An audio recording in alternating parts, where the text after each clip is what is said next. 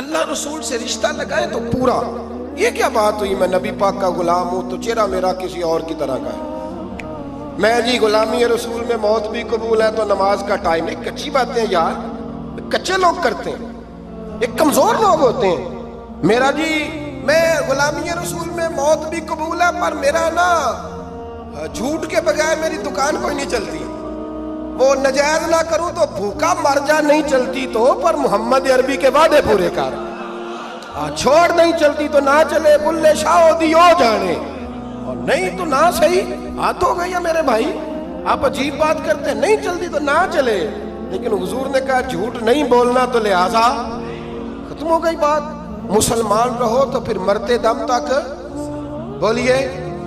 یہ کیا بات ہوئی کچی باتیں کرنا, کمزور باتیں کرنا, چھوٹی چھوٹی باتیں کرنا. میں شروع کر رہا ہوں, کل سے نیک ہو جاؤں گا, پرسوں سے. تو اللہ رسول کو تاریخیں دے رہے, تو چھوٹی باتیں کر رہا ہے. تو مضبوط بات کر بھائی. کلمہ پڑھ لیا تو لہذا پڑھ لیا, غلامی کر لی تو لہذا کر لی. اب نبی پاک کے وفادار ہو گئے تو لہذا ہو گئے. اب یہ کوئی دیکھیں نا, ایک صحابی کھڑے تھے, کنز المال میں روایت ہے, نبی پاک علیہ السلام نے نہ کہا بیٹھ جاؤ. یہ بھی سنت ہے کسی کو یہ لفظ کہنا, ناراض نہ ہو جائے وہ جس کو کہا جائے کہ بیٹھ جاؤ. ایک بندہ جمعے والے دن کھڑا تھا, حضور جمعے کا خطبہ دے رہے تھے. حضور نے فرمایا بیٹھ جاؤ. حضرت زید بن حارثہ باہر مسجد نبوی کی گلی میں تھے, ان کے کانوں میں آواز آئی بیٹھ جاؤ تو وہیں بیٹھ گئے.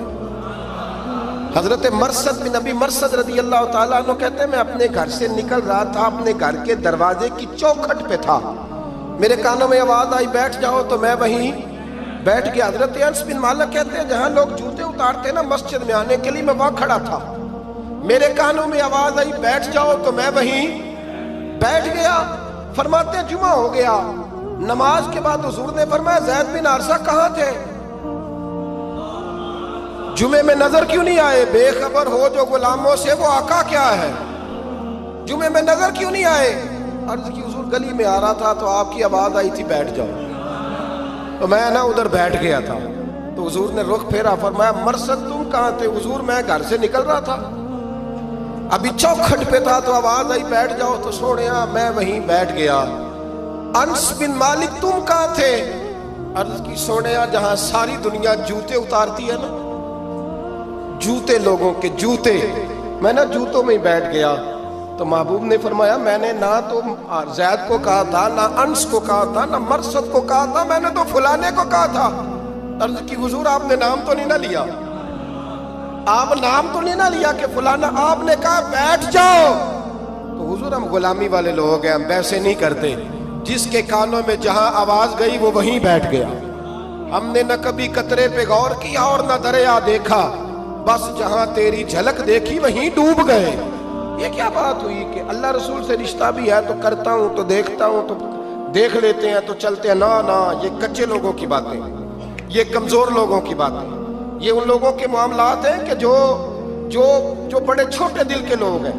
آپ نے کہہ لیا اللہ ہمارا رب ہے, تو قرآن کہتا ہے جب کہہ لو نا کہ اللہ رب ہے, ان الذین قالوا ربنا اللہ ثم استقاموا تتنزل علیہم الملائکہ, جب تم نے کہا کہ اللہ ہمارا رب ہے تو پھر ڈٹ جاؤ, اللہ تمہاری مدد کے لیے فرشتوں کو بھی نازل فرما دے. حضرت ابو ذر غفاری کلمہ پڑھنے آئے, حضور صلی اللہ علیہ وسلم نے بڑی ساری نصیحتیں فرمائی. ایک نصیحت حضور نے فرمائی, ابو سر ادھر دیکھنا میرے یارو میری طرف. ایک نصیحت حضور نے یہ فرمائی, فرمایا ابو سر لوگ نا تجھے میرا نام لے لے کے تانے دیں گے کہ تو بھی ان کا ہو گیا ہے, جے کر یار دے نام دا ملے میڑا. ہاں لوگ تجھے تانے دیں گے, کہیں گے اب تو بھی ان کا ہو گیا ہے, تو بھی اپنے باپ دادا کا دین چھوڑ گیا ہے. تو کہا کہ ملامت جب لوگ تجھے کرے نا تو ملامت کرنے والوں کی پرواہ نہ کرنا, تانا دینے والوں کی پرواہ. تانے بڑے مزیدار ہوتے ہیں, آپ یقین کریں, تانے بڑے مزیدار ہوتے ہیں, بڑے شاندار ہوتے ہیں تانے, اور ان میں نا کئی دفعہ بڑا چسکا ہوتا ہے. کبھی کبھی کچھ باتیں یاد آتی ہیں کہ فلاں بندے نے فلاں موقع پہ فلاں بات کی تھی, کبھی کبھی یاد آتی ہے اور دل بھی کرتا ہے اس کو یاد کرائے. پھر خیال آتا ہے کہ یہ بات نہ کرتا تو شاید اللہ اتنا اونچا اڑنے کا موقع ہی نہ دیتا. تندی باد مخالف سے نہ گھبرا اے عقاب، یہ تو چلتی ہے تجھے اونچا اڑانے کے لیے۔ تو نبی کریم علیہ السلام نے کہا ابو ذر ذرا غور کیجئے گا بات، کہا لوگ نا تجھے اب تانا دیں گے، برا کہیں گے۔ اب تو جو دین قبول نماز پڑھتا ہے لوگ شاباش دیتے ہیں، تبلیغ کرتا ہے لوگ، اس زمانے میں تو تانے ملتے تھے، لوگ تانے دیں گے، ذرا خیال کرنا۔ کہا یا رسول اللہ بس وعدہ ہو گیا، دے لے جس نے جتنا تانا دینا ہے دے لے، ختم ہو گئی بات۔ حضرت ابو ذر نا یہ اس وقت صحابہ چھپ چھپ کے نمازیں پڑھتے تھے حضرت زید بن ارقم کے گھر میں، دار ارقم۔ وہاں سے باہر نکلنے لگے نا کلمہ پڑھ کے حضور سے وعدہ کر کے، تو دروازے پہ گئے تو ایک صحابی نے کہا کہ ابو ذر ابھی باہر جا کے بتانا نا کہ میں مسلمان ہو گیا ہوں، ایک تو لوگ تمہیں تانے دیں گے اور دوسرا ہو سکتا ہے مارے بھی، باہر جا کے بتانا نا ورنہ لوگ نا برا کہیں گے۔ تو حضرت ابو ذر غفاری نے غور سے اس صحابی کا چہرہ دیکھا اور کہنے لگے مشورہ آپ کا ٹھیک ہے پر میں نے ماننا کوئی نہیں، مشورہ آپ کا ٹھیک ہے پر میں کوئی نہیں مانوں گا۔ کہا کیوں؟ فرمانے لگے میں نے ابھی نبی کریم سے وعدہ کیا ہے کہ میں کسی کی پرواہ میں نہیں پرواہ کروں گا کسی کی، ختم ہو گئی بات، مارے جس نے مارنا ہے، دے تانا جس نے دینا ہے، ابھی تو وعدہ کیا ہے۔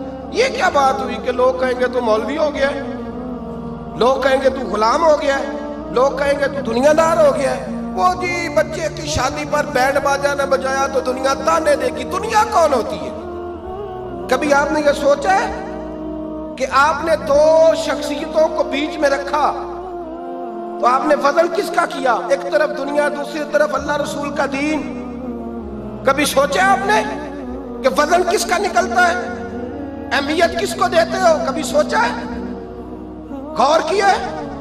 خدا کے بندو سوچو تو صحیح، ایک طرف دنیا کو رکھا دوسری طرف اللہ رسول کا دین، اور پھر کہا جی دنیا نہیں مانی تو لہذا میں نے دین پہ عمل نہیں کیا۔ پتہ ہے آپ نے کیا کیا ہے؟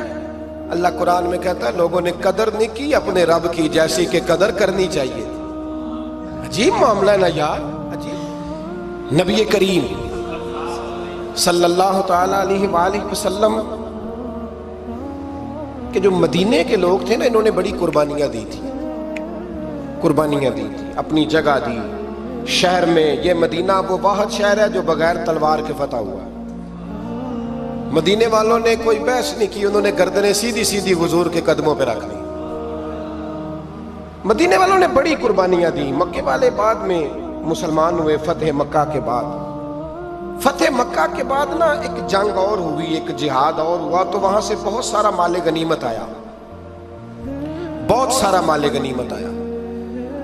اسلام میں حکم ہے کہ جو آدمی نیا نیا کلمہ پڑھتا تھا نا تو اس کے رشتہ دار اسے چھوڑ دیتے تھے، تعلق ٹوٹ جاتا تھا، تو پھر حکم دیا گیا کہ تالیف قلب کرو، مؤلفۃ القلوب ایک پورا عنوان ہے، ان کو مال دو تاکہ وہ گھر بنا لیں، کاروبار کر لیں۔ تو نبی کریم علیہ السلام نے نا جن لوگوں نے مکے میں تازہ کلمہ پڑھا تھا نا ان کو ذرا مال زیادہ دیا، یہ بخاری مسلم ہے، حضور نے ان کو زیادہ پیسے دیے۔ مدینے کے جو نوجوان قسم کے لڑکے تھے نا چند، ان میں سے ایک دو نے کہا کہ حضور کے وہ رشتہ دار ہیں نا قریبی، تو رشتہ داروں سے پیار کرنے کا حضور حکم بھی دیتے ہیں، اس لیے نبی پاک نے ذرا توجہ زیادہ فرمائی ہے، وہ بھی عذرائے محبت۔ جیسے بندہ کہہ دیتا ہے نا کہ ماشاءاللہ اب تو اپنا بیٹا مل گیا ہے، ماشاءاللہ بھائی بھائی بیٹھے ہو اب مل کے، اس طرح عذرائے۔ سمجھ آ رہی ہے میری بات کی؟ جن لفظوں میں بات بیان کر رہا ہوں ان لفظوں میں سمجھیے گا۔ محبت کے ساتھ کہا کہ وہ اپنے ہیں نا حضور کے، اس لیے حضور کا دل چاہا ہے، حضور حکم دیتے ہیں کہ اپنوں سے صلہ رحمی کرو، اس لیے نبی پاک نے زیادہ دیا ہے۔ بس وہ ایک آدھ آدمی نے بات کر دی تو بات چلنے لگی، چلتے چلتے چلتے چلتے نا وہ بات میرے محبوب تک بھی پہنچ گئی۔